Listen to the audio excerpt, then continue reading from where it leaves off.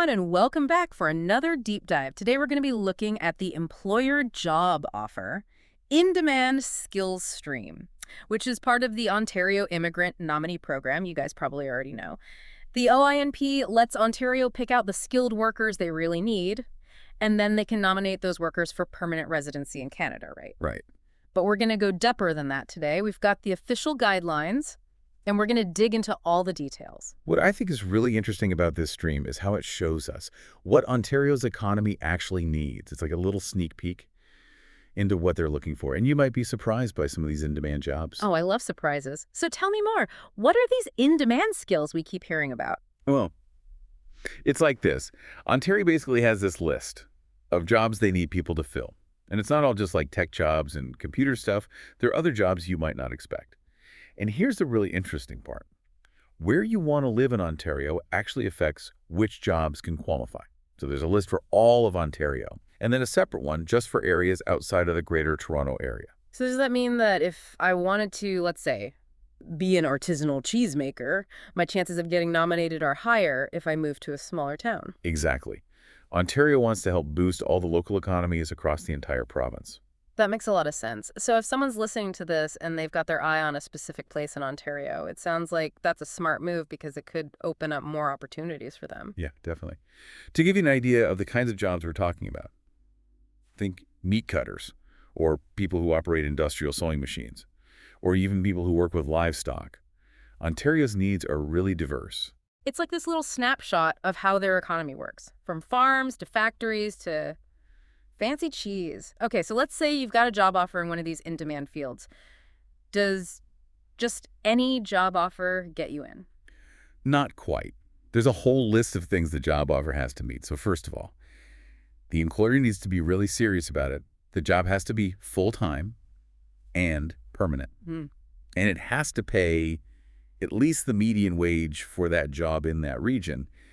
They don't mess around here. So no part-time gigs or super low-paying jobs. That makes sense, though, right? They want to make sure this is good for both the worker and for the economy. Exactly. And to really make sure everyone's serious, the job offer has to still be in effect on the day you actually get nominated. It protects the worker and shows that the employer is committed. That's really smart. But what about people working under a collective agreement? Like if they're part of a union? They thought of that too. So if your wages are determined by a collective agreement, then you don't have to meet those same wage requirements. Okay, that makes sense. They're trying to be fair to everyone. So we've talked about the job offer itself. What about the person applying? What do they need? Well, on top of that job offer, you have to actually prove you can do the job, not just that you have it on your resume. So you need at least 9 months of full-time work experience in Ontario. Yeah. In that same occupation within the last 3 years. So no faking it here. They want to know that you're ready to go. What else is really important? Being able to communicate in English or French is super important. You need to be able to prove that you understand and speak and read and write at a Canadian language benchmark. We call it CLB for short. So you need to be at a CLB level 4 or higher. It basically means you can function in a Canadian workplace and in the community. And you have to take a language test to prove it. And that test has to have been taken within the past 2 years. CLB level 4. You know what? I think we might need a whole separate deep dive to talk about those language benchmarks and what they mean for people's everyday lives. But for now, let's stick to this in-demand skill stream. We've got the job offer and the skilled worker. What about the employer? What do they need? Oh, the employer has a big role in this. I bet. Tell me more. First of all, they have to have been running their business for at least 3 years. So we're talking established businesses. They also need to have a physical location here in Ontario, a good record when it comes to employment laws. And they have to prove they really need this specific worker, which means they've already tried to find a Canadian or permanent resident to do the job first. So they're really making sure that these employers are legit and that the job is a real job. What about financially? Are there any specific requirements there? Yeah, for sure. Having a stable business is really important. So if the business is in the Greater Toronto area, they have to be making at least $1 million in gross annual revenue. And if they're outside the GTA, they have to be making at least $500,000. I see. They want to make sure the employer can actually afford to hire someone new. Does the size of the company matter? Yes, actually. They have to have a certain number of other employees who are already Canadian citizens or permanent residents. So for a business in the GTA, that would be at least 5 other employees, and outside the GTA, it would be at least 3. So it's not just about filling one job. They're making sure the company is already hiring Canadians and supporting the workforce. Exactly. It's about creating that balance and making sure the program is working the way it should. Okay, so let's imagine we have our qualified worker and our awesome employer who's ready to hire them. They apply, everything looks good, and they get nominated. What happens next? First of all, congratulations are in order. Getting nominated is a huge accomplishment. So they're going to get a nomination approval letter. And they might also get a work permit support letter if they need it, and then a nomination certificate. These documents are super important because the nominee uses these to apply to IRCC, that's Immigration, Refugees, and Citizenship Canada, and that's how they apply for permanent residence. Ah, so this provincial nomination isn't the last step. It's like getting pre-approved. Yeah, that's a Right. good way to put it. But even once you're nominated, there are still a few things you have to do. Okay, tell me more. What are those conditions? Well, first, you have to keep showing Ontario that you really want to live there. It's not just about using this program to go somewhere else. Ontario wants to know you're committed. So they want to know you're going to stay in Ontario, build a life there, be part of the community, and what else If- is there? If you're already working for the employer who offered you the job, you have to stay in that job. And if you're not yet working for them, you have to apply for a work permit within 6 months of getting nominated. Mm. And then you have to start working within 10 months. So no changing your mind about the job. Is there anything else? Transparency is really important. Yeah. You have to tell the OINP about any changes to your job situation, like changes to your employer, your job title, your responsibilities, your wages, your hours, or even your work location. Wow, they really want to know everything. It sounds like clear communication is really key here. It really is, because it helps build trust and make sure the program is working how it's supposed to. It's all about the worker and the employer both doing their part. Okay, so we've talked a lot about the in-demand skills stream, the requirements, Yeah. the job offer, and what happens after you get nominated. But there's one thing we haven't talked about yet, those scoring factors. Oh, yeah. The scoring system is where it gets interesting, because that's how they decide who gets nominated. And some of those factors might surprise you. Okay, now I'm really curious. Let's talk about the scoring system and how it all works. Everyone stick around.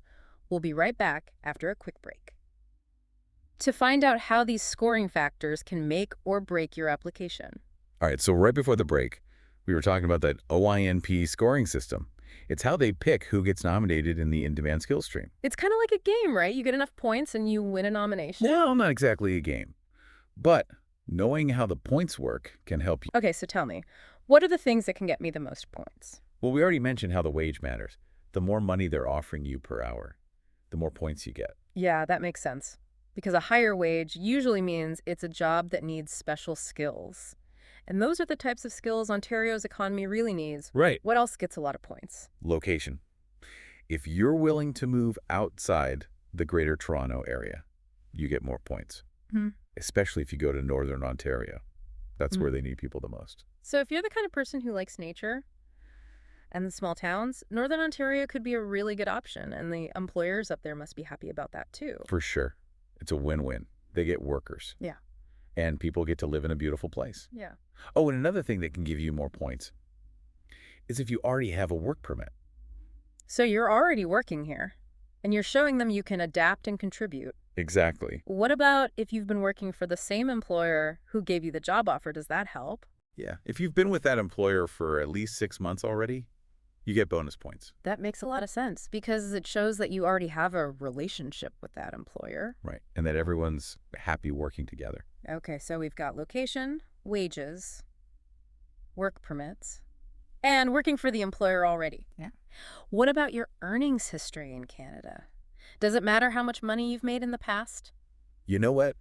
It does. If you can show that you've earned at least $40,000 in 1 year in the past 5 years, you get more points. Really? Yep. They basically want to see that you've been successful in Canada already. That's interesting. So even past jobs can help your application. Yeah, sometimes. We've talked about location and wages and permits and past jobs. What about education?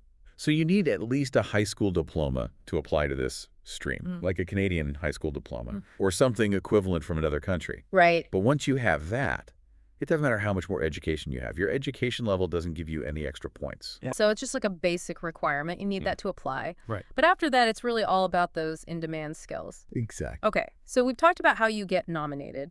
But remember, Getting nominated by Ontario doesn't automatically mean you get permanent residency. Right. You still need to apply to the federal government. And there are some conditions you have to meet. Yes. Let's talk about all that because Oh, people need to know the rules, right? definitely. So once you're nominated, you'll get that nomination approval letter, maybe a work permit support letter, and a nomination certificate. You'll use those documents to apply to IRCC. That's Immigration, Refugees, and Citizenship Canada. That's the federal government. Okay, so 2 steps. Yep. First, you get nominated by Ontario. Then you apply to the federal government. That's it. What about those conditions you The mentioned? biggest one is that you have to prove you're really going to live in Ontario. So it's not about just using this program to go somewhere else. Ontario wants to know you're going to settle there. Exactly. What else? If you're already working for the employer who gave you the job offer, you need to stay in that job. And if you're not yet working for them, you have to apply for a work permit within 6 months of getting nominated, and then start working within 10 months. So no changing your mind or getting a different job. Right. Anything else? Just one more thing. You have to tell the OINP about any changes to your job situation. So like if you change employers or your job title changes or anything like that, you have to let them know. So they really want to be kept in the loop. They do. It sounds like communication is really important Very because important. it helps build that trust between everyone. Exactly. This deep dive has been really interesting so far. We've talked about so much, like how the in-demand skills stream works and the scoring system and what happens after you get nominated. But there's one more thing we need to talk about, the big picture. Right. Like, how does this all fit into how Canada handles immigration? That's a great question. And what does it mean for people listening to this? What should they do if they're thinking about applying? We're going to cover all of that in our last segment. Okay, so we've been talking about this in-demand skill stream and all the details of how it works. But now I want to step back for a minute and look at the bigger picture. Like, why does this program even exist? Well, it's all part of how Canada is changing its approach to immigration. How so? Canada, and especially Ontario. They're being a lot more intentional about who they're letting in as permanent residents. Yeah. It's not just about letting anyone in anymore. Yeah. They want to make sure that the people coming here have the right skills, the skills that the economy needs. That makes a lot of sense. It's about finding people who can fill those gaps in the workforce. Exactly. And the in-demand skill stream is a perfect example of that because it's so focused on those specific jobs. Right. So it's like a win-win, right? Right. Ontario gets the workers they need, and the workers get to live in Canada. Exactly. It helps everyone. And it's not just good for the economy, it's also good for families and communities. Because it creates more diversity. Yes. But I'm sure there are also some challenges with this program. Oh, definitely. Like what? Well, one of the biggest challenges is making sure it's fair for everyone. What do you mean? Well, sometimes employers might try to take advantage of foreign workers. Oh, right. Because they know those workers might be in a more vulnerable position. Exactly. So what can be done about that? Well, the OINP has put in some safeguards. Remember all those requirements for employers? Like how much money they have to be making Right. and how many Canadian citizens or permanent residents they have to employ. That's all designed to make sure that employers are being honest. It's about protecting the workers. Exactly. So they're trying to create a system that helps people, but also makes sure everyone is treated fairly. Yes, It's a complicated issue. it really is. This has been a really great deep dive. We've learned so much about this in-demand skill stream. We have. So for anyone listening who's thinking about applying, what's the most important thing they should know?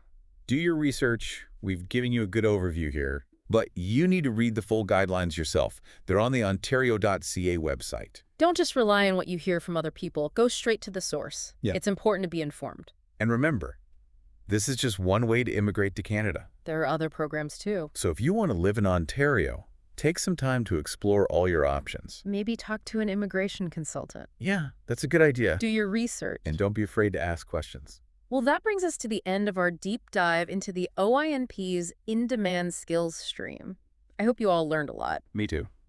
And if you have more questions, That's a good thing. it means you're curious. Keep learning, keep exploring. We'll see you on our next deep dive adventure.